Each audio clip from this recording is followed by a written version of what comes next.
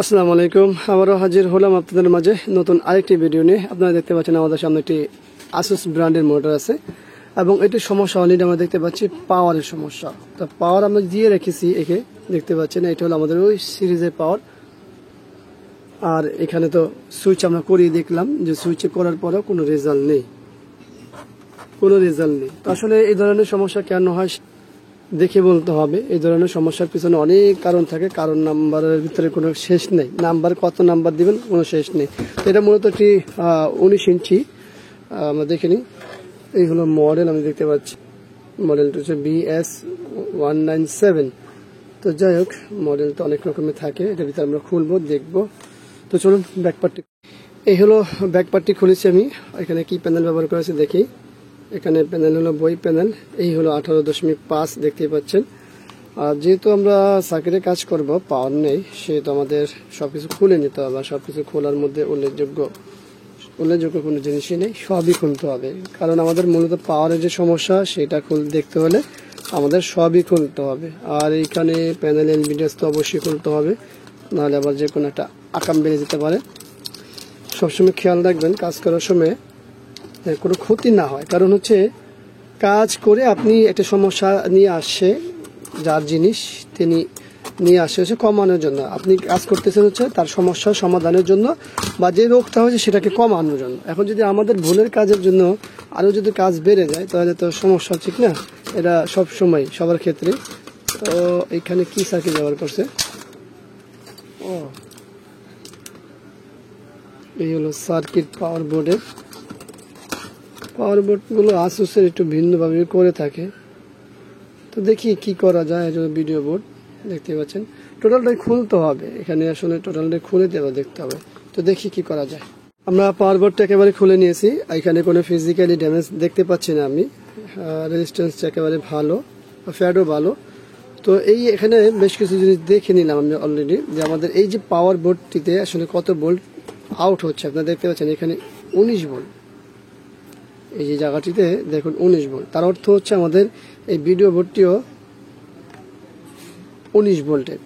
আর এখানে কিন্তু একটি ভোল্টেজ দিয়ে করা হয়েছে, যে চপারে দেখুন 2টা গ্রাউন্ড আর 3টা হলো একটা আউটপুট। আর দ্বিতীয় কোনো কিছু নেই। আমরা কিন্তু নর্মালি মনিটরের ক্ষেত্রে 5 ভোল্ট এবং 12 ভোল্ট দুটা পাই, কিন্তু এটার ক্ষেত্রে একটা পাইলাম। এই জন্য আমি প্রথমেই বললাম যে আসুস সবসময় কিছু ভিন্ন করে। তো এখন এখানে কি সমস্যা সেটা একটু দেখবো। আর তা দেখতে হলে বেশি দূর যেতে হবে না। এখানে যেহেতু আমাদের ডায়োড আছে একটা, হ্যাঁ অনেক প্রশ্ন করতে পারে এটা আবার কি ডায়োড। এটা কিন্তু আমাদের পাওয়ার সেকশনের ডায়োড, এটা ইনভার্টার সেকশনের ডায়োড। এই মূলত হচ্ছে এইটা হলো আমাদের পাওয়ার ডায়োড করছে 19 ভোল্টের জন্য। তো আমরা এই ডায়োডটা মেপে নিব। আর যেহেতু ওই পাশে কোনো কিছু খারাপ দেখছি না, শর্টকাটে দেখার চেষ্টা করবো বা করার চেষ্টা করবো। সঙ্গে থাকবেন, আশা করবো ভালো কিছু পাবেন। তো আমরা সাধারণত যেটা করি, অ্যানালগ মিটারটাই দেখাচ্ছি। অনেকে ডিজিটাল মিটার দিয়েও দেখাতে পারেন আপনারা, বা দেখে নিতে পারেন। তো এই ডায়োডটা আমরা নর্মালি দেখতে পাচ্ছি এখানে কি শর্ট দেখাচ্ছে। একটু মিটারটার সামনে নাও, দেখুন শর্ট দেখাচ্ছে। এখন আবার একটু এক পাশে নিয়ে আসো। এখন এই ধরনের শর্ট দেখালে আমরা কি করতে পারি, আমাদের কাছে খুব শর্টকাটে কিছু ব্যবস্থা আছে। সেটা কি জানেন, এই যে এটাকে জাস্ট ডিসকানেক্ট করবো এখান থেকে। আমরা শিওর হওয়ার জন্য যে আসলে ডায়োড লাগালে হবে কি হবে না, বা ডায়োডটি আসলে কনফার্ম খারাপ কিনা। তো আমরা ডায়োডটি খারাপ দেখতে পাচ্ছি, দেখুন, ঠিক আছে। অ্যাঙ্গেল করে দেখাও, ডায়োডটা সহ দেখাও, ঠিক আছে।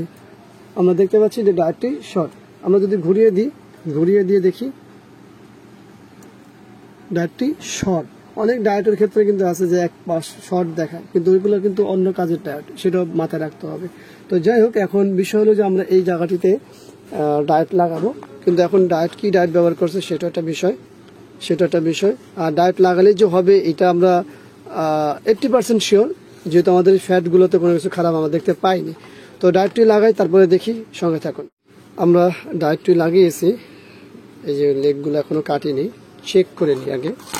চেক করতে কি লাগবে, ওই যে সিরিজে পাওয়ার দিব। আমরা সবসময় বলি যে কাজের সময় সিরিজে পাওয়ার। বিসমিল্লাহ, পাওয়ার দেওয়া হলো, পাওয়ার চলে আসছে, অফ অন। তো আমরা এখন ইনভার্টার সেকশনটি লাগিয়ে নিই। ইনভার্টার সেকশনটি লাগালে আশা করি সবকিছু লাগিয়ে নিয়েছি। পাওয়ারটি দিই, আমরা জাস্ট কষ্ট করে ধরে, আর কি আসছে, পাওয়ার তো আসলে দেখলাম। এলবিডিএস কি লাগানো হয়নি, তো যাই হোক, আমাদের যে মূল কাজ সেটা হলো যে পাওয়ার না আসা। পাওয়ার কেন আসেনি সেটা আমরা দেখলাম। সেটা হলো আমাদের এই ডায়েটটি খারাপ ছিল, এই ডায়েটের জন্য শুধু পাওয়ার আসতেছিল না, বাকি সব আমাদের কাজ হয়ে গেছে। এখন প্যানেল যে ইস্যু আছে সেটা আমরা পরে দেখবো। তো ভিডিওটি ভালো লাগলে ধন্যবাদ সবাইকে ভিডিওটি দেখার জন্য। ভিডিওটি ভালো লাগলে লাইক, কমেন্ট, শেয়ার, অবশ্যই আমাদের এই চ্যানেলটি সাবস্ক্রাইব করবেন, পাশে থাকা বেল বাটন চাপ দিয়ে রাখবেন। আবারও দেখাবেন ইনশাআল্লাহ অন্য কোনো বিষয় নিয়ে। আজকের মধ্যে এখানে বিদায়। আল্লাহ হাফিজ। আসসালামু আলাইকুম ওয়া রাহমাতুল্লাহি ওয়া বারাকাতুহু।